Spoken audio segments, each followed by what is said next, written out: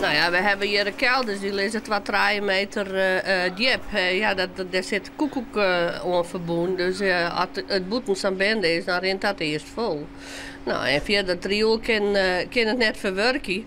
Want zo'n grauwe bui wie ja, dan zie ik het zien wij terug alle legere gelegen delen. En hoe ging dit van hem aan? Want toen was het op een gegeven moment wekker. Kun je even vertellen hoe dat ging en was toen je boeten zegst? Toen heel veel wetten, dus kon dus ongeveer wel mijn roeibootje hier terug in de varen. En wat dacht doest het zegst? Nou, hier heb ik mijn roeibootje maar mooi, dacht ik. Ik kon lekker varen.